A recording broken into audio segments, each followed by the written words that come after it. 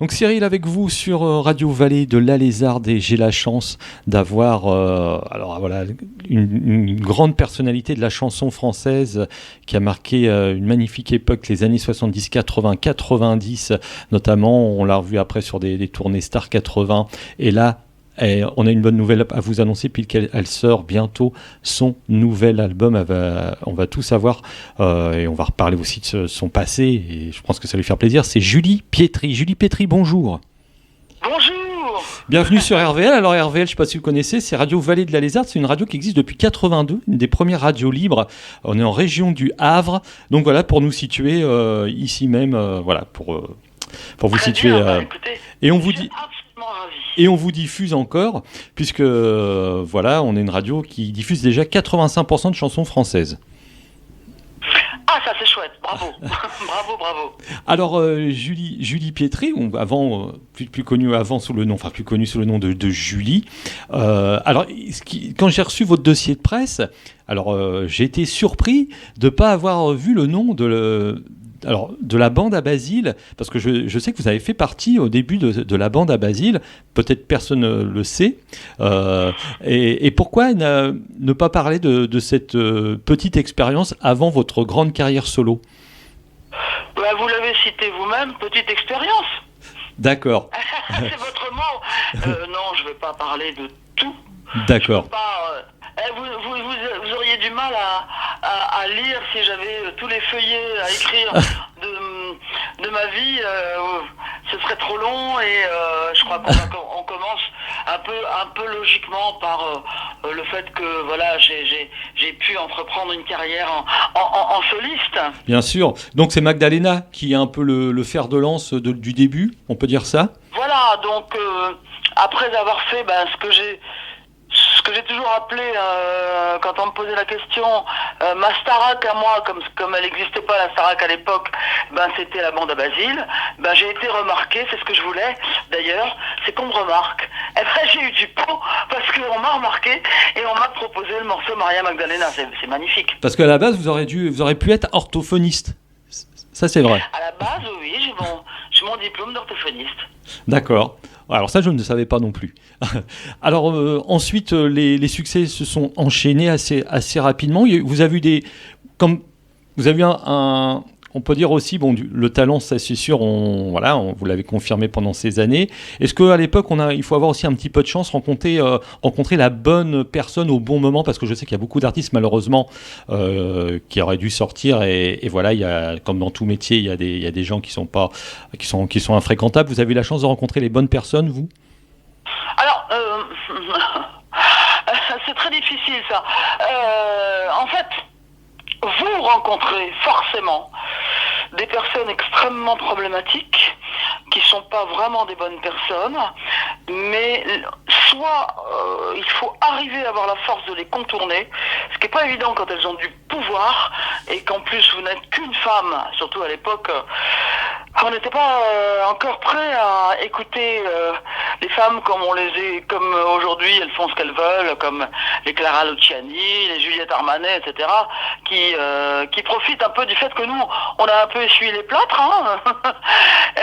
Non, il faut avoir la force de résister à tous ces personnages maléfiques qui sont sur notre route.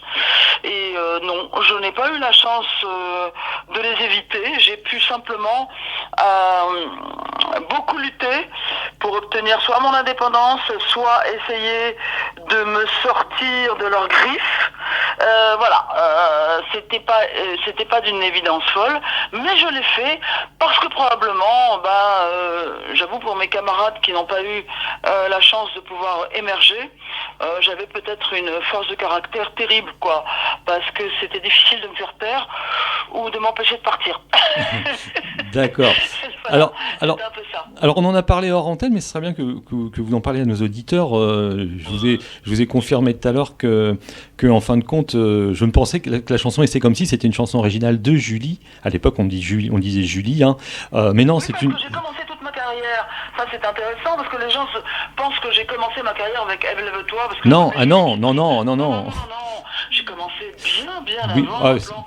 Julie, en fait c'est une erreur parce que les gens n'ont pas retrouvé mon le contrat que je venais de signer sur Maria Magdalena, et ils ont fait sortir le premier single sous le nom de Julie tout court, ce qui m'a énervé, mais je l'ai rattrapé plus tard. Mais ceci explique cela, voilà.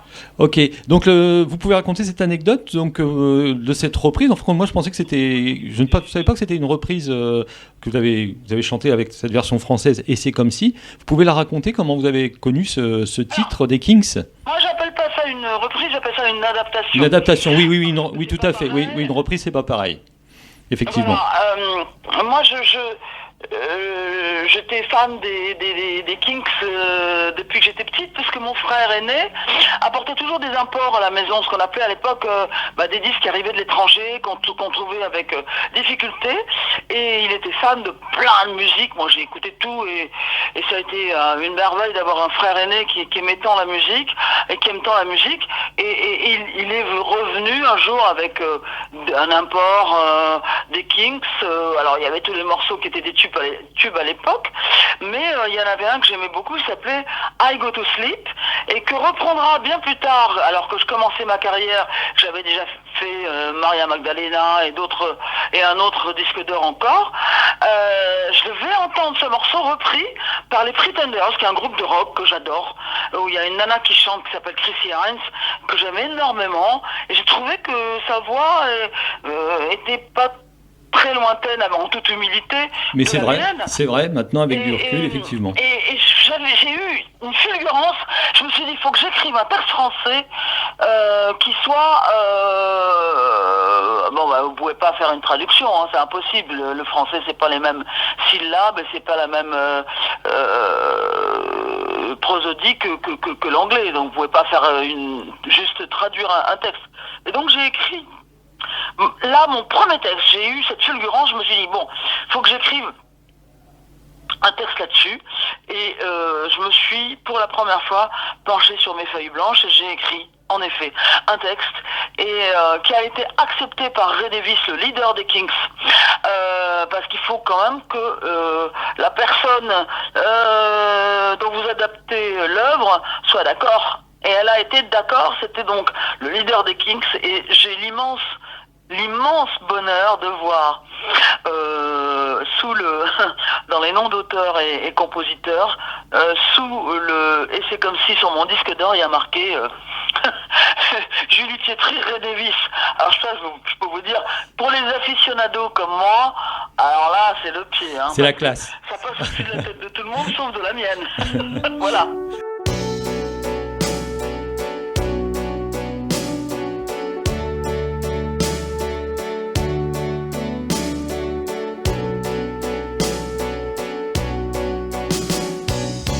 Tu t'amuses à la guerre et tu vis comme un fou ta vie. Quand tu joues les mercenaires et que je pense à nous, tu ris, et c'est comme si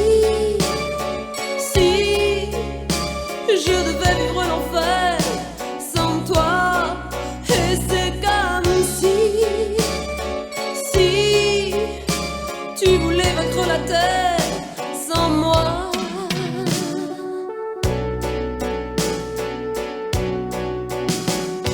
Si je suis née pour mourir à l'heure où tu me laisses, tant pis. Tu me donnes en souvenir le mal de tes caresses la nuit, et c'est comme si je devais vivre l'enfer sans toi, et c'est comme si tu voulais vaincre la terre sans moi. Attends-moi, si tu perds, il n'y aura plus d'été pour toi. Alors je compterai les hivers passés sans toi.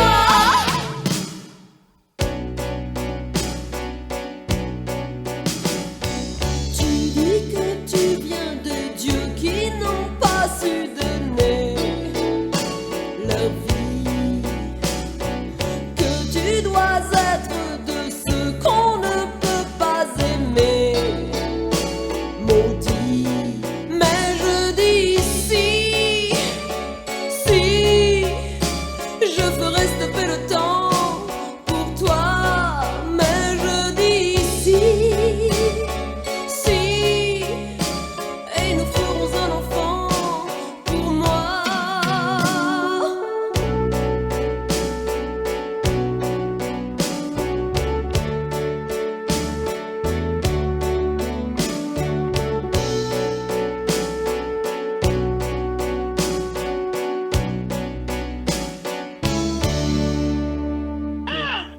ensuite, il y a eu la rencontre avec Herbert Léonard pour ce fameux duo endiablé qui n'a pas dansé sur ce slow endiablé, déjà d'essai comme si, et aussi Amoureux fou. Herbert Léonard, c'était un ami à vous, comment vous l'avez rencontré ? Alors moi j'admirais beaucoup la voix de Herbert parce que il venait de ressurgir avec un talent monstrueux sur Pour le plaisir, Petite Nathalie, etc. Et je me disais, ce mec, quelle voix de blues il a. Et je propose à mon producteur, qui était celui de Sheila, j'allais dire malheureusement, un blues avec un texte que j'avais écrit. Et je lui dis, je chanterais bien ça en duo avec Herbert Léonard. Il me dit, ouais, mais laisse tomber. Je vais m'arranger avec son équipe, on va faire autre chose. Et bon, en fait, on a fait Amoureux fou, qui est une très jolie mélodie, très classique. Moi, j'aurais préféré que ce soit un blues, mais bon, c'est pas grave. La chanson a été un immense succès. On est parti en tournée avec Herbert. On s'est bien amusé. Enfin bon, c'était top. Mais je voyais un truc un peu plus dans ce que j'aimais, moi. Surtout pour continuer après, c'est comme si. Ça m'a un peu chagriné. J'aurais préféré quelque chose de plus pointu, je dirais, qu'un slow aussi classique que ça, mais qui était magnifique. Voilà, en tout cas, c'est bien d'avoir ce témoignage réel et concret de votre part. Et voilà, moi j'apprécie aussi votre franchise et ça, c'est bien pour nos auditeurs. Alors ensuite, c'est donc Julie est devenue Julie Pietri. Est redevenue Julie Pietri, puisqu'à la base vous vouliez que ce soit d'entrée Julie Pietri, et c'est en 86 où les personnes qui à l'époque regardaient ce fameux top 50 à la télévision ont pu découvrir aussi sur toutes les radios ça passait, le fameux Ève lève-toi qui vous suit encore en fin de compte. Ces millions de 45 tours vendus d'albums, ça a été une des grosses consécrations après ces tubes, comme vous l'avez dit, c'est comme si Amoureux fou. Et là comment ça a été rapide à mon avis le succès fulgurant de cette chanson, non? Et elle est née comment cette chanson justement? Alors elle est née du fait que j'en avais marre de me faire manipuler par Claude Carrère, le producteur de Sheila. Et je me suis barré en lui laissant beaucoup d'argent parce que je lui devais encore un disque et que, comme tous les producteurs millionnaires, il en voulait encore plus et qu'il a pris tout ce que j'avais encore comme royalties, mais pour avoir la liberté de faire ce que je voulais, je lui ai tout laissé, donc ça c'est, voilà. Quand vous parliez de personnes maléfiques, il y en a. Mais c'était pour mieux me libérer, me retrouver, c'était tellement bien. Je lui ai fait un pied de nez tellement terrible avec l'album le premier jour, et puis Ève lève-toi, que ça a dû être terrible dans sa tête. C'est très bien. La vie est juste. Et donc moi j'ai décidé de trouver une nouvelle équipe, et donc j'ai découvert un garçon qui s'appelle Vincent-Marie Bouveau, qui était absolument formidable pour moi. Je lui ai dit que je voulais chanter un nouvel univers musical, et que notamment je voulais dans une des chansons retrouver un peu mes racines, puisque moi je suis né en Algérie, et donc que ce soit un petit peu oriental, entre Occident et Orient au niveau de la mélodie. Et moi je voulais écrire un texte qui parlait de libération de la femme, de la première femme qui avait été marquée du sceau de l'infamie, puisqu'elle a commis le péché original. Oh là là, oui, c'est bien sûr. LOL. Décidément, même la religion est contre les femmes, surtout la religion d'ailleurs. Et donc, je me suis dit que j'avais envie de ce texte libérateur et qui parlait des femmes et d'une musique un peu qui mélange les cultures. Et c'est ce que j'ai fait avec Ève et ce compositeur génial. Et puis tout l'album a été composé, mais un peu trop rapidement, parce qu'en fait personne ne voulait de Ève lève-toi, et que la seule maison de disques qui comme quoi a voulu de ce morceau a dit: écoutez, on vous prend juste le single, si jamais vous en vendez plus de 10 000, on fera l'album, mais très rapidement, voilà. Donc contentez-vous de ça. Donc les 10 000, écoutez, c'est vrai que pendant 6 mois, comme on m'a jeté de partout, aussi dans les radios, je me suis dit, je vendrai même pas 10 000, c'est cuit. Mais j'y croyais tellement, j'ai fait un remix de ce morceau, et puis on l'a balancé dans toutes les grandes discothèques qu'il y avait à l'époque, les Macumba, etc. Et quand les gens sont rentrés de vacances, donc ça a été à peu près à mi-août, ils ont dévalisé ce qu'il y avait dans les bacs. Et en fait, moi j'avais sorti ce morceau fin mars, et il a réussi donc à partir de la deuxième quinzaine d'août, ou je sais plus exactement la date, et il est rentré dans le top 50, je sais plus, 38, 48, je sais plus, 48, je sais plus. Bref, pour squatter le top 50 pendant 6 mois et demi avec la première place et tout ça, quoi. Donc c'est marrant, parce que en fait on n'a jamais raison, même si on est sûr de soi. J'étais sûr de ce morceau, mais sûr, je le portais en moi, il était dans mon ADN, et j'étais sûr de moi. Et ben finalement, quand on est sûr de soi, le public vous donne raison, parce que c'est le public qui a toujours raison quelque part. Et donc finalement, après avoir été jeté de partout, et après que la seule maison de disques qui ait voulu de moi m'ait dit bon écoutez, si vous en vendez 10 000, on fera vite l'album. Arrivé à 100 000, il a fallu rentrer en studio jour et nuit, puisque c'était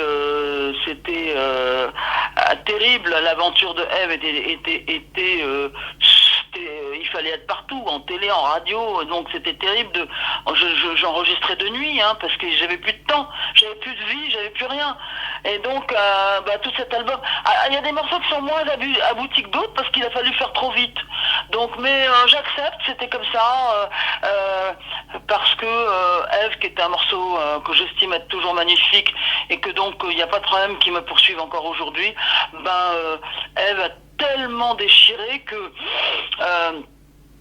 et puis que finalement il faut croire en son étoile et à ce qu'on porte, parce que moi je le portais ce morceau en moi, il était dans mon ADN, donc je suis tellement heureuse que finalement le public m'a donné raison, que voilà, c'est au-delà des producteurs, des radios qui veulent pas, de ceux-ci qui veulent voilà, quand on sait on porte quelque chose, eh bien il faut aller jusqu'au bout. Quelque part, c'était aussi un bon pied de nez après à ce système, justement. Et voilà, certains doivent encore s'en mordre les doigts, à mon avis. Tant mieux. Tant mieux. C'est clair.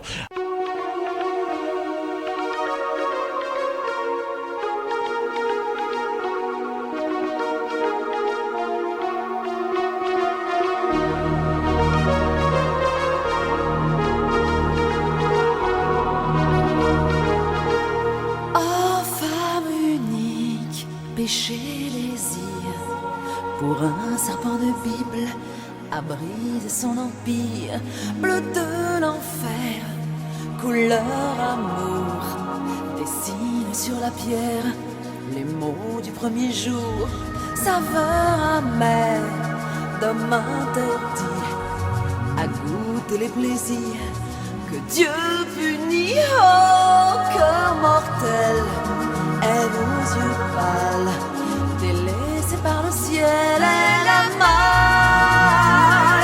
Ève, lève-toi et danse avec la vie. L'écho de ta voix est venu jusqu'à moi. Ève, lève-toi, tes enfants ont grandi. En donnant la vie, je serai comme toi.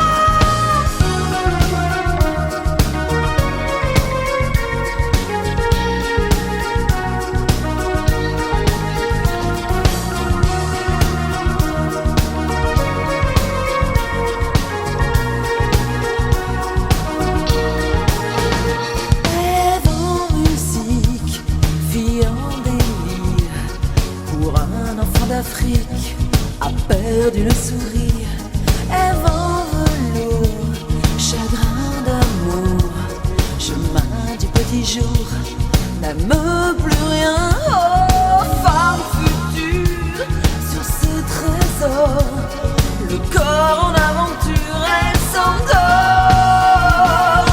Ève, lève-toi et danse avec la vie, l'écho de ta voix. Tes enfants grandis,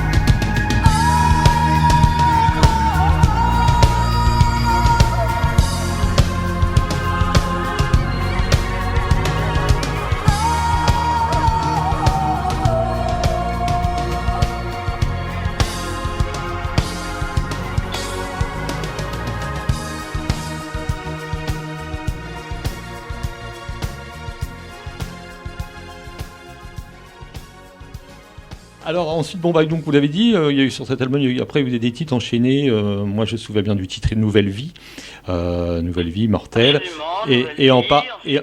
voilà, Ensuite, il y a eu l'album La Légende des Madones avec Salambo. Vous avez, en parallèle aussi, vous avez sorti une ligne de beauté, aussi une gamme de maquillage en parallèle de votre carrière. Absolument, j'ai eu envie de monter quelque chose qui me change un petit peu les idées. Et comme j'étais une passionnée de couleurs, d'art, etc., j'ai eu envie de monter cette ligne de maquillage dont je m'occupais personnellement pour toutes les collections, automne, hiver, printemps, été. Voilà, à chaque fois je retournais, je trouvais moi-même le concept du truc, et j'ai même j'ai eu une rubrique beauté. Oui, chez De Chavannes. Christophe de Chavannes. Ouais, c'est ça. Dans C'est encore mieux l'après-midi, où je parlais de mise en beauté d'une jeune femme différente toutes les semaines, qu'elle soit métisse, blanche, blonde, rousse, vietnamienne, enfin voilà, c'était un moment de joie pour moi, ça me sortait de la chanson, et ça me faisait rire, parce que je rencontrais plein de gens sur les plateaux de Chavannes, c'était assez fou. Et puis ensuite, comme on nous a reproché de faire la publicité gratuite, parce que j'avais mon portant de maquillage avec mon nom dessus, je crois que c'est la grande enseigne L'Oréal qui a dit oui, mais c'est de la publicité gratuite puisqu'elle produit son propre, elle maquille, elle fait sa rubrique beauté avec ses propres produits. Donc à un moment donné, ça s'est arrêté. Voilà. Ok. Alors bon, ensuite, une date importante pour vous, je suppose, et c'est le 16 mars 92. Là, je vois sur votre fiche, hein, donc avec la naissance de votre fille. Absolument. Donc là, c'est. Si vous faites le calcul, elle a 30 ans aujourd'hui. Comment ? Si vous faites le calcul, exact. elle a 30 oui, ans. 30 ans depuis le mois de mars. Donc voilà, depuis le 16 mars et 3 mois. Et 2 mois. Donc, vous avez aussi participé à la fameuse tournée Star 80. Enfin, c'est différent. Est-ce que, alors, je me rappelle plus, mais est-ce que vous étiez dans le film aussi Star 80 ? Alors, non, parce que, contre toute attente, il faut que vous sachiez que ça aussi c'est un métier difficile. Oui. Et que le producteur du film n'a jamais voulu de moi. Ah bon ? Pourtant, alors, vous savoir pourquoi, je ne pourrais pas vous l'expliquer. Parce que quand on parle quand on parle tube Star 80, enfin aussitôt, je pense que si on demande aux Français Star 80, citez-moi 5 noms. Enfin, je parle pas du film, mais je parle des Star 80. Je pense que le vôtre arrive dans le top 3. Hein. Enfin, à mon avis. Ça, c'est mon avis. Moi, en 2003, quand je suis revenu un peu sur le devant de la scène et que j'ai fait une émission qui n'a pas perduré, mais qui était très sympa, qui s'appelait Retour gagnant en 2003, et que j'ai gagné. Oui, avec l'interprétation de l'artiste qui devait interpréter la chanson de quelqu'un d'autre, et le public votait. Bon, il y avait quand même des gens extraordinaires. Il y avait des Claude Barzotti, Patrick Coutin, Gene Manson, enfin plein de copains et de copines. Et c'est moi qui ai gagné avec 4 millions d'appels. Et il y avait juste avant un sondage qui était paru la semaine d'avant dans le groupe Énergie. Quelle est la personne que vous aimeriez revoir et qui serait pour vous une égérie des années 80? Et c'est mon nom qui est arrivé en premier. Donc vous dites les 2 3 premiers, non, je suis arrivé la première. D'accord. Donc c'était moi qui voulais, mais ce monsieur me déteste. Donc après, vous voyez, il faut naviguer avec des gens spéciaux. Ok, c'est bien. Enfin, en tout cas, ça peut être une bonne. Voilà, les jeunes qui voudraient se lancer peuvent aussi prendre exemple et puis voir comme quoi, avec l'exemple de tout à l'heure, vous l'avez donné pour Ève Lève-toi, qui a été boudé par beaucoup de radios et beaucoup de maisons de disques. Vous savez, chaque fois, il faut lutter pour obtenir ce qu'on a. Parce que c'est pas une question de chance. Il y a des gens qui disent « Oh, t'as de la chance ». Mais non, pas du tout. Non. Pas du tout. La chance, tu la provoques. La chance, faut aller la chercher. La chance, elle vient pas comme ça parce que tu ouvres la bouche. Pas vrai. C'est pas vrai. Il n'y a rien qui arrive comme ça. C'est surtout de la diversité qu'il faut essayer de traverser avec diplomatie. Et même si ce monsieur qui a fait ces films n'a pas voulu de moi dans ses films, ça m'empêche ni de de produire un nouvel album, ni de continuer, ni d'avoir fait la tournée Star 80 et 2 Stades de France, ni de continuer en ce moment avec les années 80, ni de sortir cet album Origami qui est quand même un 100% inédit, et de commencer à être programmé un peu partout. Vous voyez, la chance, il faut la provoquer, il faut la poursuivre. Il faut dire, si, j'y arriverai quand même. Voilà. Alors, on va maintenant parler aussi du présent, parce que pour ça que mon interview est aussi sur la deuxième partie d'interview arrive maintenant, puisque vous allez même sortir, il y a un single là qui vient de sortir, Les Hommes qui pleurent. L'album Origami arrive bientôt, donc je crois, c'est au mois de juin, hein, c'est le 3 juin, voilà. Également en physique, on peut déjà le précommander sur des gros sites, pour ne pas les citer comme la Fnac ou Amazon. Alors, un album inédit, on rappelle, c'est un album inédit. Il sera en physique aussi, ceux qui veulent venir sur mes Facebook, Instagram, etc. C'est Julie Pietri ou Julie Pietri officiel, voilà. Alors justement, quand on voit sur votre dossier de presse, quand vous parlez de cet album, vous démarrez par cette phrase, avec ce nouvel album inédit, je reviens de loin.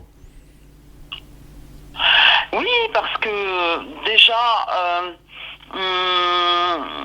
on pense tout le temps que les gens qui sont dans les années 80, dans les spectacles, etc., vont pas sortir autre chose, ou qu'ils n'ont pas le courage, ou qu'ils n'ont plus la flamme artistique. Donc déjà, premier pied de nez, entre guillemets. Deuxième chose, oui, je reviens de loin, parce que je reviens de 2 ans de pandémie où tout s'est arrêté. Et puis aussi, où les choses ont été très dures pour moi, parce que j'ai perdu ma maman, et qu'il y a eu beaucoup de difficultés, beaucoup de drames dans ma vie personnelle, mais qui m'ont permis d'écrire cet album, et puis de le porter comme pour sortir de toute cette crise, de toutes ces crises, de tout des chagrins, etc. Et de porter quelque chose de gai, d'inventif. Ça m'a beaucoup aidé. Alors justement, pourquoi avoir choisi comme premier extrait le titre des Hommes qui pleurent? Vous pouvez en parler justement de cette belle chanson qu'on écoutera à la fin. Que j'adore et qui a l'air d'interpeller beaucoup de gens. C'est d'abord un morceau qui, au niveau de la composition, est très pop-rock, donc qui est très entraînant, quoi. C'est un morceau qui se retient, sur lequel on a envie de bouger. Il a ce côté très rentre-dedans. Et puis le texte, moi ça me tient toujours à cœur d'écrire des choses. Bon, c'est mon album le plus personnel, il faut dire la vérité. Je n'ai que des choses qui me touchent de près moi-même. Voilà, c'est pas des trucs pour ceci ou pour cela, c'est moi qui pense ces choses-là et qui les dit et qui les chante et qui les écrit. Donc Les Hommes qui pleurent, moi je pense que je suis comme pas mal de femmes aujourd'hui, c'est qu'on en a un petit peu marre de voir des hommes qui jouent encore au macho, aux mecs très forts, très sur deux, qui imposent leur volonté, ou alors qui veulent jouer les éternels jeunes, qui à 60 ans sortent encore avec des filles de 25 ans. C'est toutes sortes de choses qui sont un petit peu pénibles à regarder. Alors que nous, ce qu'on aime chez les hommes, c'est les hommes qui sont, je dirais, tendres, affectifs. On dit encore trop souvent aux petits garçons, un petit garçon, ça pleure pas. Pourquoi ? Les gens ils pleurent des fois quand ils ont de la peine et quand ils ont mal. Eh bien, moi j'aime bien les hommes qui montrent un petit peu leur fragilité, parce que je pense que il y a pas mal de gens qui quand même restent des gens sensibles. Alors moi j'ai envie de rencontrer ces gens-là et ces hommes-là. Il y a une chanson aussi une chanson qui vous tient à cœur aussi sur cet album, c'est Je ne suis pas. Ah oui, c'est une chanson dans laquelle je me livre complètement. Mais franchement, chacune des chansons, je vous dis, c'est mon album le plus personnel. Chacune des chansons comporte une partie de moi extrêmement personnelle. Et je ne suis pas, oui, je parle de qui je suis réellement. Et ce que je dis, c'est peut-être ce que j'ai jamais livré en 40 ans de carrière. Alors, vous faites un duo aussi, j'ai vu le choix avec notamment Patrick Coutin, qui est un vieil ami à vous, que vous connaissez à mon avis depuis de nombreuses années. Oui, parce que Patrick, effectivement, je l'avais revu sur ce fameux retour gagnant dont je vous ai parlé tout à l'heure en 2003, sur ce fameux concours où j'avais gagné en chantant vif pour le meilleur de Johnny. Je l'avais revu à ce moment-là, et c'est un gars que j'aime beaucoup parce que j'ai refréquenté, il faisait partie de Star 80, la tournée, et j'aime beaucoup. C'est un type qui est c'est un dandy rock'n'roll, vous voyez. C'est quelqu'un de cultivé, de charmant, d'éduqué, vraiment un type chouette et à la fois assez rock'n'roll. Donc tout le monde connaît la chanson J'aime regarder les filles, qui est très très très rock, hein. Et moi j'aime bien son côté. Il y a comme ça, j'aime ce côté dandy rock qu'avaient des gars comme David Bowie, etc. Moi j'aime ces mecs bien élevés et à la fois très rock'n'roll. Et je trouvais que sa voix, qui est un peu rocailleuse comme ça, un peu arrachée, se mariait très bien avec la mienne dans ce morceau. Je lui ai demandé si j'avais ce morceau en maquette et s'il voulait bien chanter avec moi, et puis il était ravi de le faire. Et voilà, ça fait partie des surprises de l'album. Est-ce que vous aussi, vous pouvez nous présenter Xavier Ernaud? Qui est Xavier Ernaud? Xavier Ernaud, c'est mon co-auteur. C'est celui avec lequel je travaille il y a déjà un moment. J'avais pas mal écrit avec lui. On a jeté beaucoup de choses, gardé d'autres, comme on fait. C'est un co-auteur, parce que j'aime bien avoir quelqu'un qui écrit avec moi, parce qu'on se renvoie la balle et ça donne des choses très intéressantes. Ça donne un sang nouveau, quoi. Et Xavier Ernaud, c'est un super auteur. Je suis ravi d'avoir découvert, et grâce à lui j'ai rencontré mon équipe de jeunes compositeurs qui sont Noé Tristram et Martin Dufresne, qui ont respectivement 26 et 32 ans. C'est dire que l'album, c'est pas un album de redite des années 80.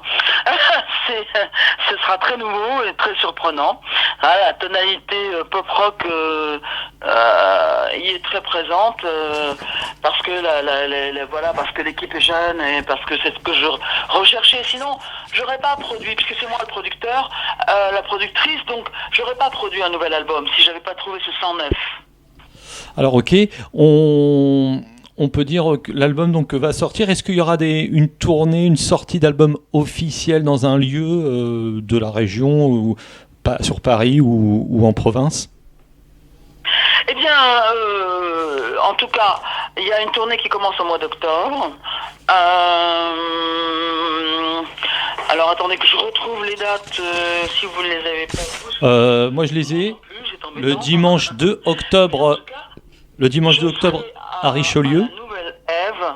Je serai à la Nouvelle Ève le 15 décembre. Et comme ça se remplit très très très très vite, il faut se dépêcher de prendre les places. Mais je pense qu'il y a une deuxième représentation qui va avoir lieu. Parce que je crois que c'est déjà rempli, quoi, cette Nouvelle Ève. Alors attendez, que je vous donne aussi les dates que je suis en train de chercher. Alors, c'est drôle quand même d'aller jouer à la Nouvelle Ève et puis avoir fait un tube qui s'appelle Ève, lève-toi. C'était exprès, hein, vous pensez bien. Vous pensez bien que chez moi, il n'y a rien qui est gratuit intellectuellement. Écoutez, si les gens ne me parlent que de Ève encore aujourd'hui, du coup, ils vont avoir affaire à la nouvelle, avec le nouvel album. Et le 15 décembre, 15 décembre, c'est une bonne date parce que j'ai mon fils qui est né le 15 décembre, donc ça va vous porter chance. Ah, ça va me porter chance. Ça, c'est bien, bravo. Alors, je trouve pas mes dates. Alors, j'ai le 2 octobre à Richelieu, j'ai le 15 octobre à Châteaudun, le 9 octobre à Lille. Vous les avez. Et je viens de les avoir, là. Et après, il y a 2023, Bordeaux, Marseille et d'autres, naturellement. Après, il faudra aller, ça va se rajouter au fur et à mesure. Voilà, donc, parce que j'ai du mal avec tout ce que j'ai dans mes trucs à retrouver tous mes j'ai commencé à avoir un emploi du temps chargé, ce qui me plaît beaucoup, et ce qui va vraiment nous changer des périodes affreuses de déconfinement et compagnie. Et c'est derrière nous, et c'est magnifique. Bah écoutez, donc on vous rappelle, hein, l'album de Julie Pietri sort le 3 juin 2022, Origami. Le single est sorti le fin avril, hein, il est assez récent, 28 avril. Il y a un clip, oui, hein. Tout à fait récent. Les hommes qui pleurent, il y a un clip, hein, en plus qui tourne. Et il y a un clip partout, vous pouvez aller sur iTunes et regarder ça. Ok. Est-ce que vous avez un conseil justement à donner à tous les... YouTube, je suis en train de faire un amalgame entre iTunes et YouTube. Allez, ça va aller mieux, je suis un peu... Je suis un peu dans le... Écoutez, non, je vais vous dire un truc, c'est quand même un secret, c'est que je suis plus habitué. Ça fait le troisième, ouais c'est ça. C'est le troisième interview que je fais là dans un laps de temps d'1h30. Et des fois, je perds le fil. Alors ça va aller mieux. Ok. Je suis plus habitué.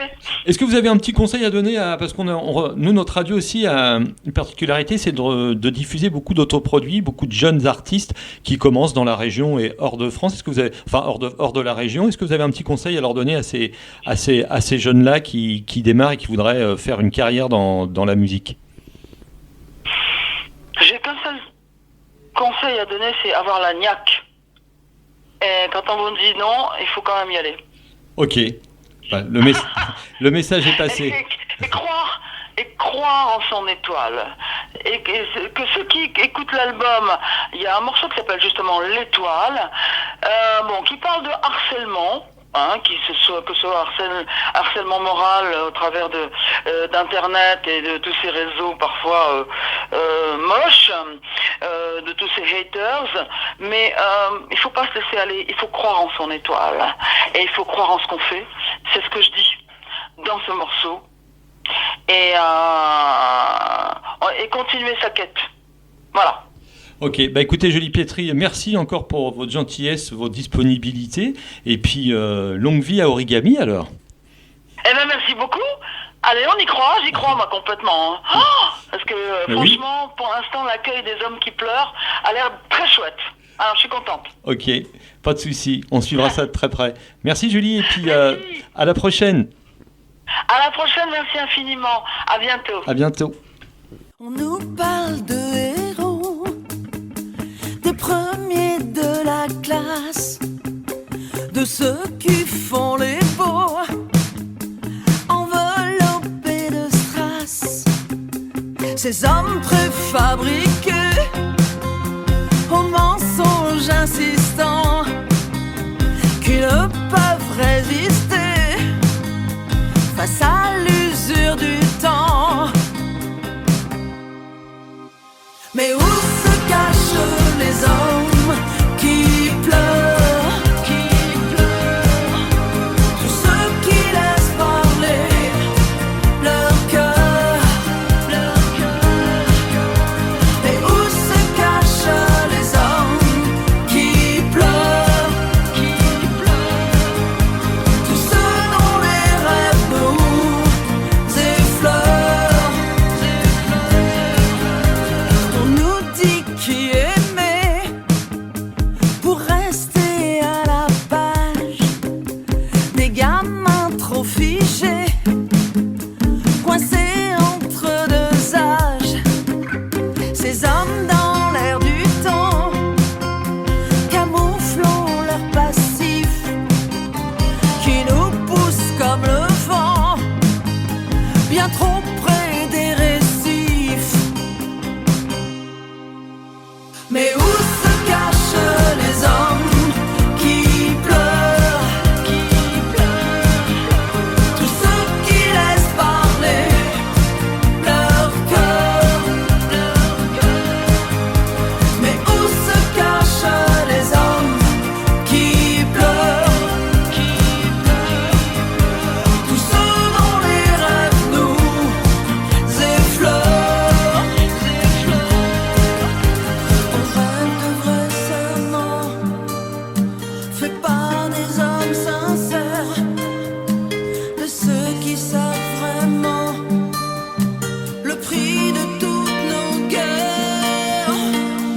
se cachent les hommes qui pleurent.